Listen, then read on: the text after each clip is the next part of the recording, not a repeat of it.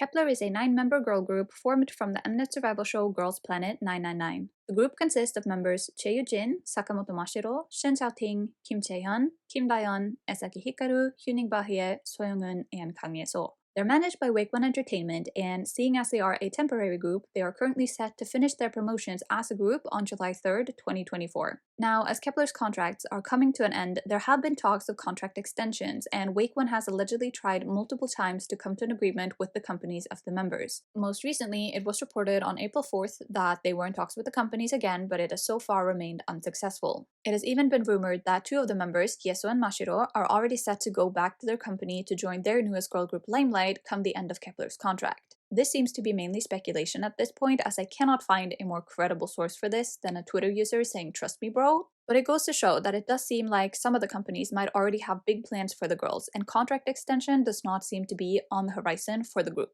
Despite coming from a long line of successful Mnet survival show groups, Kep1er has, objectively speaking, not been able to recreate the success of their predecessors. They are by no means flops, but they haven't reached the numbers that we've seen with previous Mnet groups, who they inevitably will be compared to considering how they were formed. There are honestly many factors that come to mind and can be brought forward as to why Kep1er haven't reached their full potential, and most fans love to blame Wake1 for screwing them over with the way they've managed them, and I'm inclined to agree. Wake1 has made several questionable decisions and showed seemingly no interest in putting in any actual effort when it comes to Kep1er, and I will get back to that later on in the video. But now, as we're rapidly approaching July 3rd and disbandment, I think it is time to take a look at ourselves. Because as a fan of Kep1er myself, it has become increasingly clear to me that the fandom has a big part of the blame as to why Kep1er didn't effortlessly join the ranks of highly successful Mnet groups. So I want to present a bit of a different perspective, and explain why I think we, as a fandom, have failed Kep1er.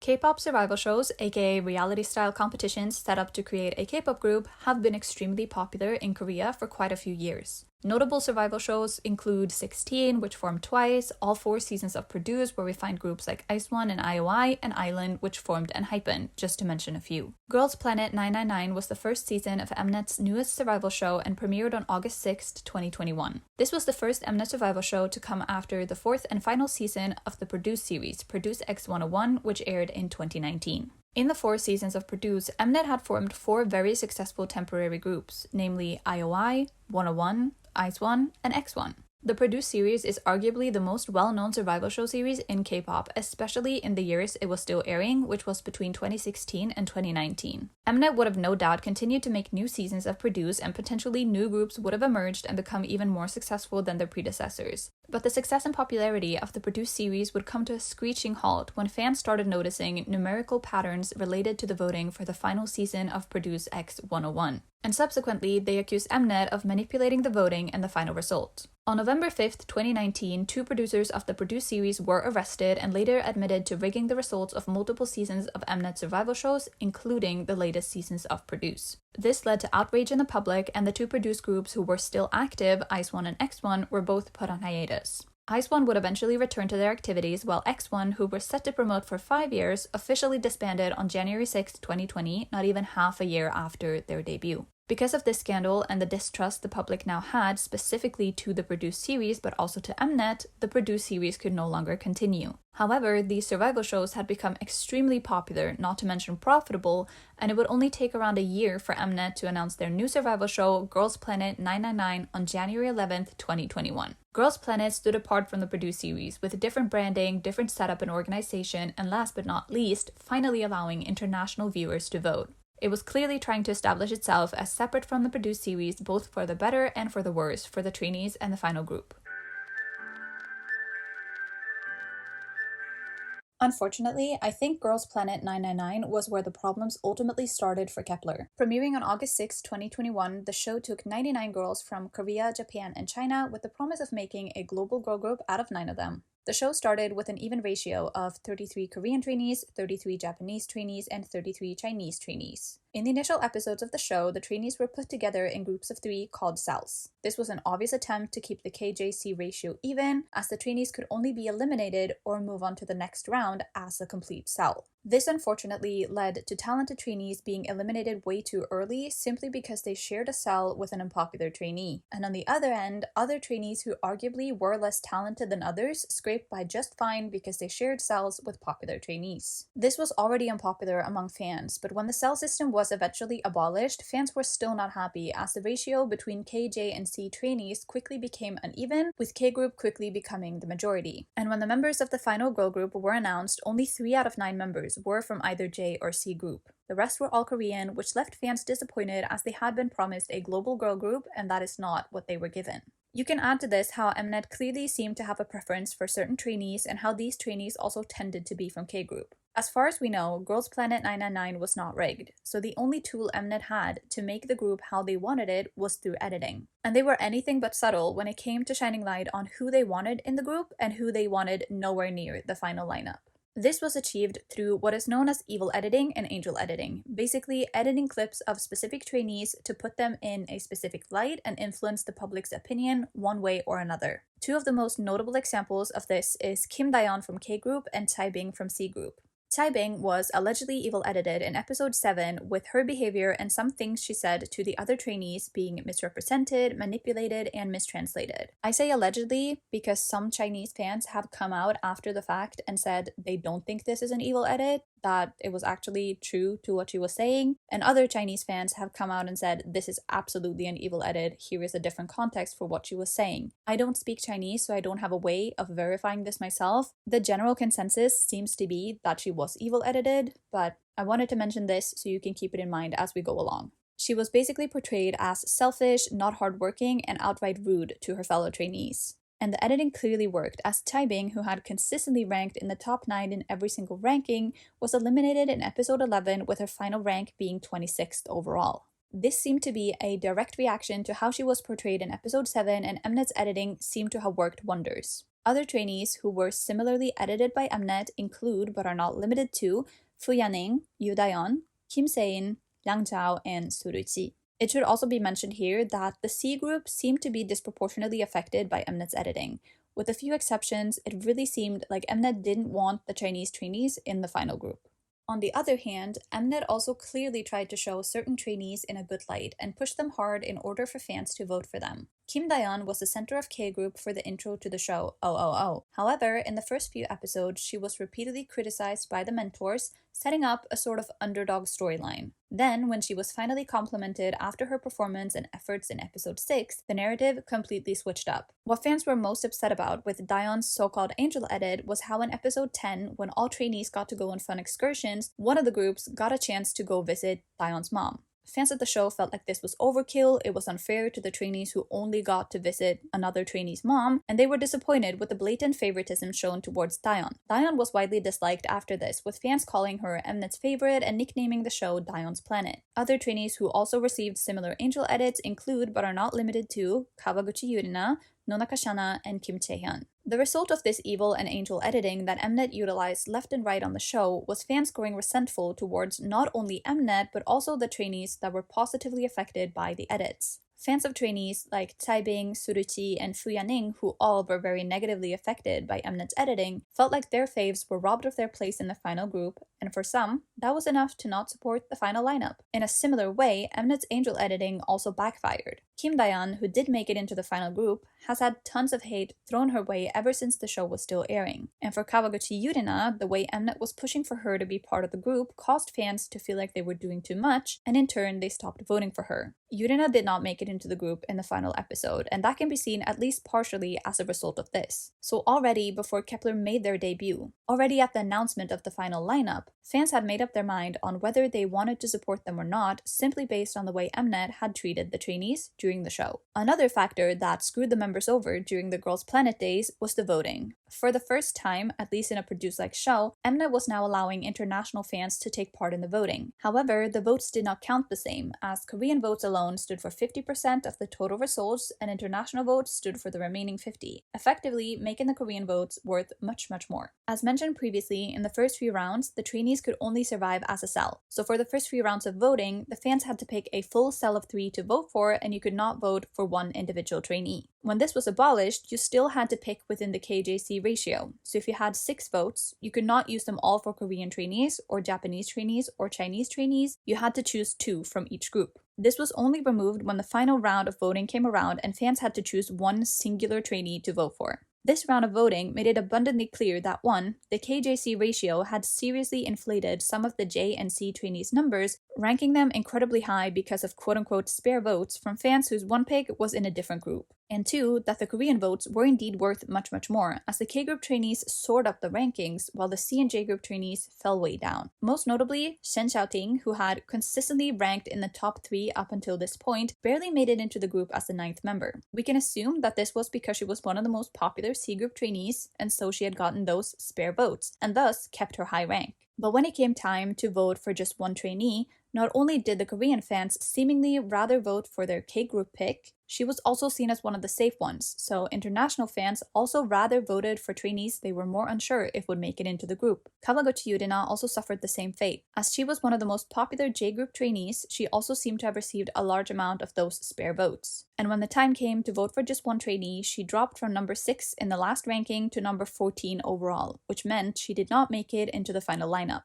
It is also worth mentioning here that international fans' inexperience with the voting system could be a factor as to why certain popular trainees did not make it into the group. About halfway through the final voting period, Mnet held a live stream where at the end they showed parts of the standings. When fans saw this and saw that some of their faves were low on the rankings, they started panicking and promptly switched over to voting for them instead of their first pick, resulting in many popular trainees dropping out of the top 9 between those live stream standings and the final announcement. Obviously, we cannot know for sure the effect of this live stream, whether it would have been there with or without the live stream, whether it was only international fans, whether the result would have been different if international fans had been allowed to vote during the 4 seasons of Produce. There is no way for us to know for sure. But I will say, when Mnet did the same thing for Boys Planet in 2023, it did not seem to have quite the same effect. I'll leave it at that. Now, you may be asking yourself, Myra, you said you were gonna blame the fans. It seems like we're focusing a whole lot on Mnet. And you're right, I don't like Mnet, and this section is partially included because I felt like it was necessary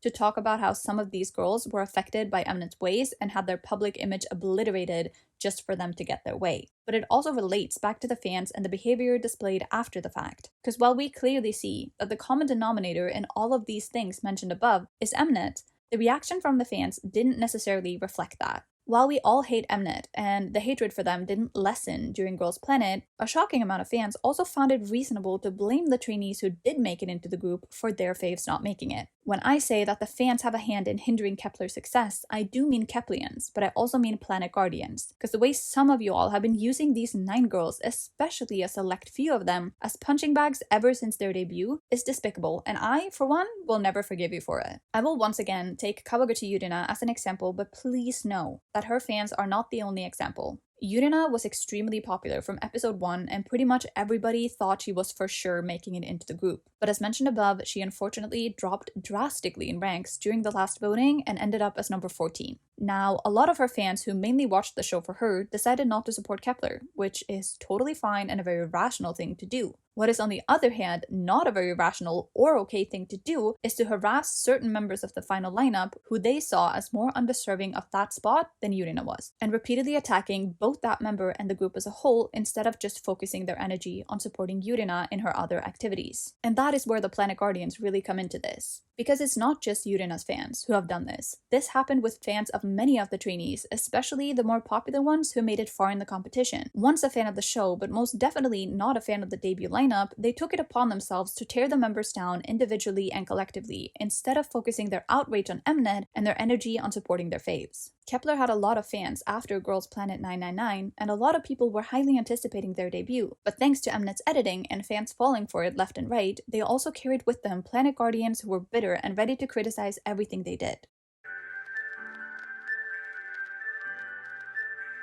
With any survival show, you're going to see solo stands pop up, not only for the members who make it into the group, but for many other trainees as well. We saw it in Produce, we saw it in Island, we saw it very clearly in Boys Planet, and we most definitely saw it in Girls Planet as well. And as made evident by the previous section, you will most likely find so-called antis as well. Basically, people who for one reason or another go out of their way to tear down specific members or just the group as a whole. Again, Kep1er is no exception to this. In this section, I'll mainly be discussing 3 members and how I believe their individual fan bases and or antis have worked against the group as a whole. Please do note that I'm in no way trying to portray what I'm about to discuss in this section as something that is true for all fans. I'm trying to show extreme examples of fans with quote-unquote toxic mindsets, and by no means do I think or am I trying to say that these things are true for all fans of the group or of the individual members discussed. Thank you. First up, we have to talk about Bahie. Hyuning Bahie made it into Kep1er after having ranked 2nd in the final episode, despite never having entered the top 10 earlier in the series. Despite ranking as number 1 in over 100 countries and being one of the most popular members of the group to this day, Bahie has long been regarded by non-fans and Planet Guardians as one of the more undeserving members of the group, frequently being named a dozen. A big part of that is her last name. If you're unfamiliar with Kep1er, which I don't understand why you're watching this if you are, but I digress, you might still recognize her last name Hyuning, which she shares with her brother Hyuning Kai of TXT. In the time leading up to the premiere of Girls Planet, Bahie was one of the more talked about trainees, simply because of who her brother is. And when the show started, Mnet made a point out of Bahie and Kai being siblings, and ever since then, netizens have been clinging on to the belief that Bahie not only used her brother's name to become popular, but also that that is the only reason she's in the group, and that she's completely undeserving of a spot in the lineup compared to other trainees who didn't make it. Ever since Girls Planet ended, Bahie has been on the receiving end of a tremendous amount of hate, vile comments, and criticism. Anything she's done both before Kep1er and as a member of Kep1er has been scrutinized, analyzed, picked apart, and criticized by netizens looking for anything they can use to prove their point that Bahie does not deserve to be in the group. Ever since her debut, people have criticized literally anything they can think of when it comes to Bahie. From her vocals to her stage presence, her dancing, even her visuals have been picked apart and dragged through the mud. On pretty much any social media platform you can think of, but most prevalently on YouTube, TikTok, and Twitter, hate pages were popping up in an attempt to further the hate against Bahie after their debut.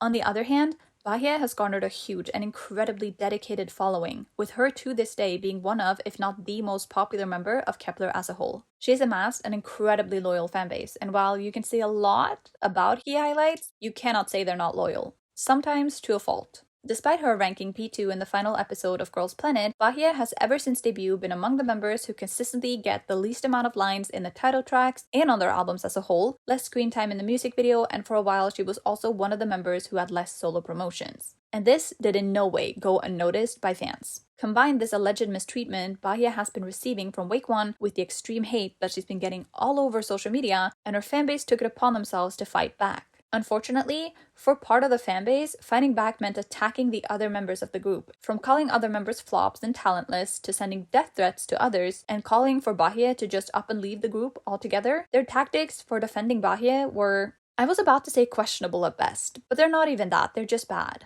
And to this day, you have fans who are eagerly awaiting the day Kep1er disbands. They're tweeting things along the lines of, can't believe Bahie wasted time with Kep1er on the daily, and they really have no desire to see the whole group gain success. They only want success for Bahie. Most fans will realize that this is completely irrational and pointless behavior, but that doesn't change the fact that it happened and is still happening. Some he highlights became so focused on defending and protecting Bahie that they've been tearing down the other members and the group as a whole in the process, ultimately just making the situation worse. Secondly, we have to talk about Daeyeon. As explained in the previous section, Daeyeon very much seemed to be Mnet's favorite. And ever since Kep1er made their debut, it's become apparent to fans that she also seems to be Wake One's favorite. I am by no means trying to pin the blame for this on Daeyeon. As a Daeyeon stan myself, I think the sheer amount of hate she gets is outright ridiculous. But even I cannot deny that Daeyeon has consistently been getting a lot of lines, a lot of screen time, a lot of center time, and generally just a lot of promotion, especially compared to a lot of the quote-unquote less popular members.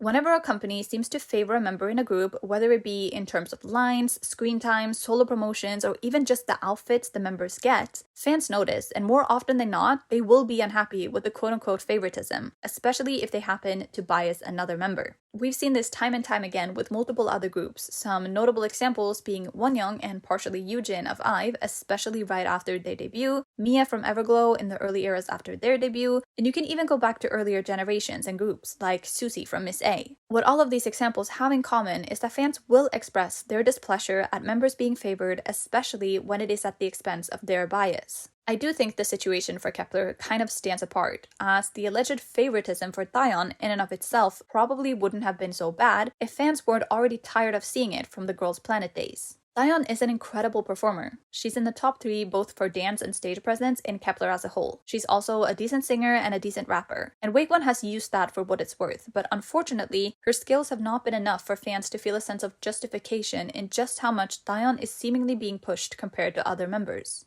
Just as an example, we can look at overall lines in all of Kep1er's discography, up until Grand Prix, as that is currently their most recent release when I'm writing the script and recording this. Thayeon ranks 3rd overall, only surpassed by the 2 strongest vocalists in the group, Chaehyun and Younghoon. In a lot of their music videos, Thayeon also ranks high when it comes to solo or focused screen time, and no matter how justified or not this may be due to the skills of the members, fans have taken it as blatant favoritism, run with it, and created a narrative to further the hate towards Thayeon. Now, let me bring it back to the overarching theme of this section, namely solo stans and antis. As mentioned, Thayeon being given more lines, more screen time, just generally more than certain other members, have made it all too easy for solo stans of other members to continue the hate from Girls' Planet, using any excuse to tear Thayeon down in some sort of attempt at making their own bias look better. If you actually take time to look into it, you'll see that Thayeon isn't necessarily favored by Wake1 to this extreme extent that certain quote-unquote fans claim she is. But obviously, confirmation bias runs rampant for these fans, and they will run with any piece of information they believe can further their case, with no regard for 1, the validity of the statement they're spreading, or 2, any statements going against their viewpoint. This is obviously true for other members than just Thayeon as well, and it is true for other groups that have members who seem to be pushed more by the company compared to other members. Fans of the less biased, less popular members do hold the same bitterness towards other popular members of the group as well. It is not reserved for one singular target. However, the bitterness and outright hatred towards Thayeon has been so prevalent, even before the group was ever formed. Similarly to what I mentioned in the section about Bahie, we see the reverse in this case. Fans are so set on tearing down one member, in this example it's Thayeon, that they'd rather see her and the whole group fail.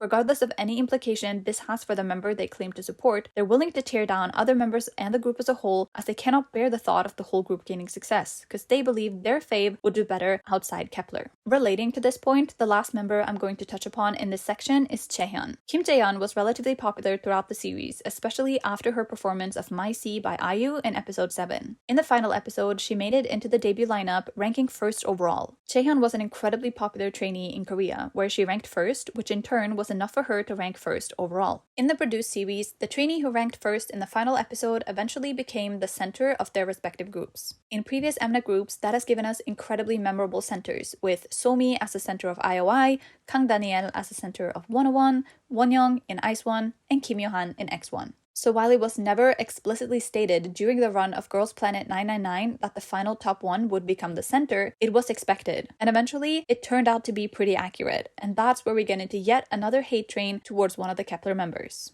While Chaehyun on multiple occasions showcased her stunning vocals and won the heart of the Korean public during the run of the show, international fans were adamant that she did not have what it takes to be the center of the new group, especially when multiple other members of Kep1er arguably has better stage presence and center potential than what we've seen of Chaehyun during Girls' Planet. Already right after the ranking was announced, fans were expressing how they did not believe Chaehyun to be deserving of the center position, pulling forth other members like Xiaoting, Thayeon, and Hikaru, who all would make better centers according to fans. It is also worth noting when talking about this that Kep1er and Chaehyun would be debuting in the midst of a very girl group heavy period in K-pop. With most groups having very prevalent centers or a lot of members with very good stage presence, it in turn made fans point out how lacking Chaehyun would be in comparison. And while Wake1 has been pushing Xiaoting more and more as a center alongside Chaehyun ever since their debut, fans have been holding on to this sort of resentment towards Chaehyun, standing firm in their opinion that she doesn't deserve her rank or the center position. As touched upon in the very beginning of this section, solo stans will show up in pretty much any group, and they seem to be extremely prevalent in survival show groups.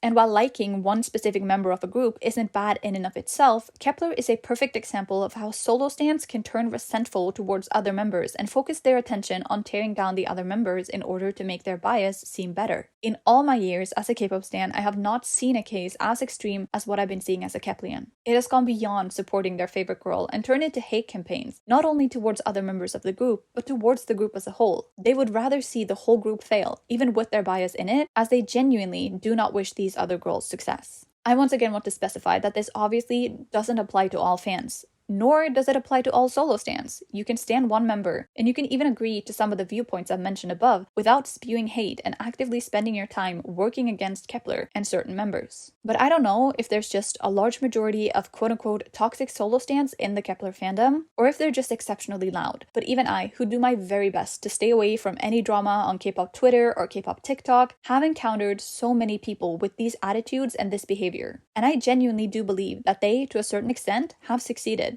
Their efforts in tearing the other members and the group as a whole down has led to an overall very weak fandom. A fandom who is so preoccupied with infighting and petty drama that the main objective of supporting these 9 girls and their dream effectively has been forgotten.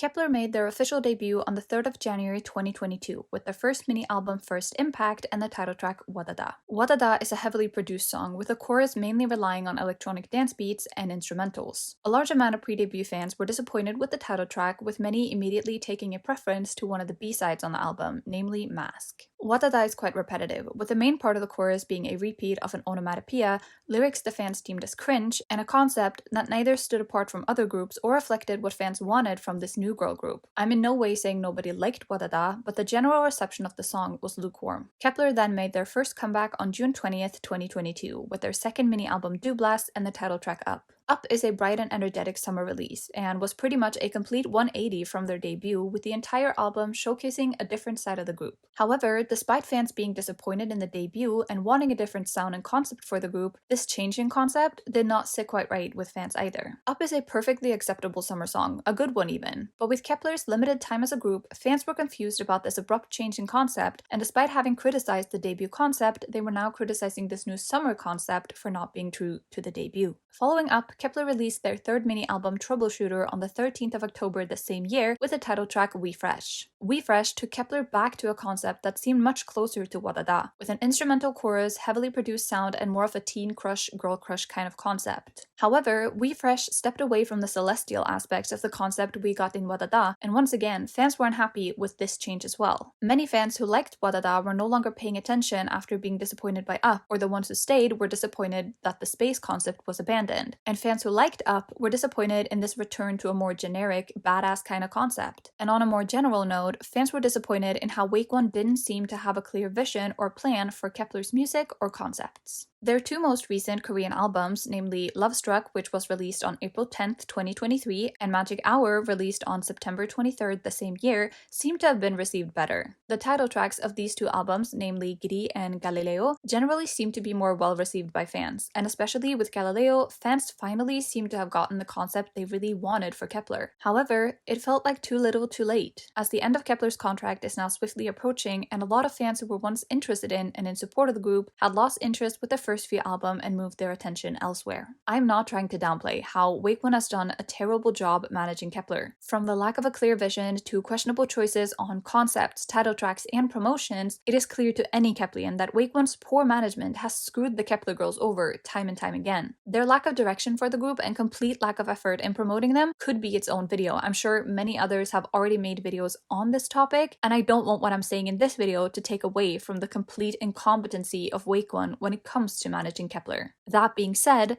fans were exceptionally fast when it came to completely dropping Kep1er after just one disappointing release. What I really want to highlight in this part in particular is how Kep1er was never really given the chance to find their own concept and style. Fans were quick to deny them the grace that is so often given to other groups as they find their place in the K-pop scene following their debut. Not only were Kep1er following in the footsteps of ice1, who arguably had one of the most solidly executed concept arcs we've seen in a temporary K-pop group to date, but they were also entering K-pop at a time where the demand for innovative and standout concepts was blossoming. The expectations were stacked against them from the beginning. Pair that with the lackluster decisions made by Wake1, and you're left with a lot of disappointed fans following their debut. Now, regardless of how much we all miss ice1, especially how much we all miss them right after disbandment, the expectation placed on Kep1er to be the new ice1 and to pick up their legacy right where they left it were both unfair and unreasonable. Just like ice1 made themselves a completely different identity from their predecessor IOI, and how X1 very much seemed to be headed for a different concept and path than their predecessor 101, it would only be logical for Kep1er to also carve out their own place, following a path that once again would be different from the Mnet groups that came before them. But when their debut rolled around and it was not what fans expected, nor was it necessarily what fans wanted, and fans were quick to turn their attention elsewhere. The same effect only continued as Kep1er released Up and We Fresh, of which neither managed to appease the fans. We can clearly see the effect of this if we look at album sales as an example. Their first two albums both sold well over 300,000 copies in Korea, but already with the second album, we could see a slight decrease in sales. With their third album selling just over 250,000 copies in Korea, and their last two Korean albums not even scraping 200,000 copies each, we see a clear decrease in interest for their albums as their career progressed. These are in no way terrible numbers. Kep1er is by all means doing okay in terms of sales, but traditionally, you expect to see a steady increase era by era as a group establishes and expands a fan base, and for Kep1er, each comeback seems to have had the opposite effect. Now, the question I would like to ask is, why is nothing Kep1er does good enough for us fans? They release a title track with a concept and a sound that we don't like, but when they release something different, we complain just as much. Why is it that when other groups release a quote-unquote summer bop, they're just doing something fun for the summer and it's applauded, but when Kep1er does the same thing, they're fumbling and not staying true to themselves? I get that Kep1er doesn't have as much time as a traditional group, and so to an extent, I see why this deviation from the debut concept might make fans worry, but then you can fast forward a few months when Kep1er goes back to something similar to their debut and it's still not good enough. I will admit I have not seen as many negative opinions about Galileo and Giri, the worst of it probably being that the songs are generic and or forgettable, but by the time Kep1er had migrated to these comebacks, the amount of fans willing to give them a chance had decreased significantly. While it would be unfair to fault fans for genuinely losing interest in a group or for not wanting to stream a song they don't like or buy an album they don't like, I find it fascinating just how quick this turnover rate really was with Kep1er. I do think this effect was heightened by the fact that Kep1er debuted around the same time as other girl groups who would go on to dominate the market for the latter half of 4th gen going into 5th gen. Take IVE as an example. The most successful group to come out of ice1 per now, they debuted merely a month before Kep1er. And then you have groups like LE SSERAFIM and New Jeans who debuted later in 2022. These groups, among others, who would all go on to be powerhouses, frequently brought up in the 4th gen leaders debate,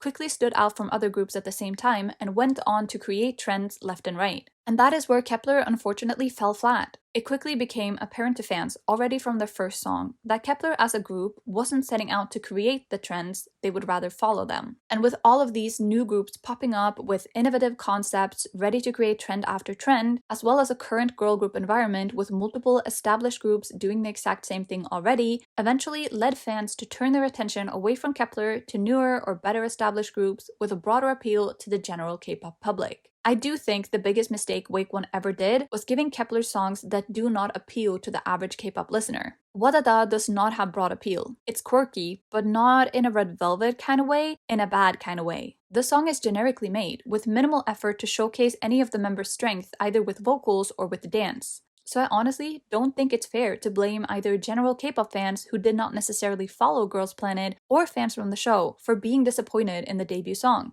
What I, on the other hand, will fault fans of the show for is how they pounced on the first and best opportunity at taking down the group. First being dissatisfied with the debut song and concept, then complaining with the concept change, and going on to complain for every song and every concept they went on to try their hand at. Ever since their debut, these girls never even got a chance to do something right, with fans attacking any and every song and any and every concept they ever released, ready to tear them down before they even properly made their comebacks. And I do think it ties back to so-called fans, namely solo stans and Planet Guardians, hoping and cheering for the group's downfall from day one. When we're on the topic of Wakeone's incompetency, I also quickly want to mention the general public seeming to turn against Kep1er after they participated in Queendom 2. Coming straight out of a survival show, having debuted 3 months prior and with no more than 6 songs to their name, Kep1er was thrown onto yet another survival show with Queendom 2 premiering on March 31st, 2022. If you're unfamiliar, Queendom is another reality-style competition showing 6 girl groups competing with each other by performing their own and each other's songs to find the quote real number one, end quote. Pitted against industry veterans and groups with incredibly high Korean followings such as BBG, former G-Friend, Hyorin, and WJSN, Kep1er never stood a chance in the competition, and their continued bad results didn't do them any favors. The general public never got a chance to warm up to them. The negative results seemed to impact the members' confidence, and the Queendom stages unfortunately didn't seem to solidify the group's identity any further. The general public was of the opinion that Kep1er never deserved to be on Queendom, and despite me being a fan of the group and enjoying most of the performances they put on during the show, I have to agree. This was a huge mistake on Wakeone and Mnet's part and turned an already lukewarm audience further against Kep1er. The main point that I wanted to make here isn't that I think fans should have stayed loyal, despite not liking their music. I really don't think that's fair to anyone. But I find it peculiar how these 9 girls were never even given a chance, with every decision made for the group being criticized, picked apart, and eventually made fans turn against the members themselves. Kep1er never got a chance to establish themselves as a group due to fans having a preconceived idea of which concept and sound they should have had. Any possible experimenting or changes made to appease fans was quickly dubbed as trend chasing and lacking identity, effectively creating an environment where Kep1er could never win. No matter what direction they went, K-pop fans would find a way to tear them down.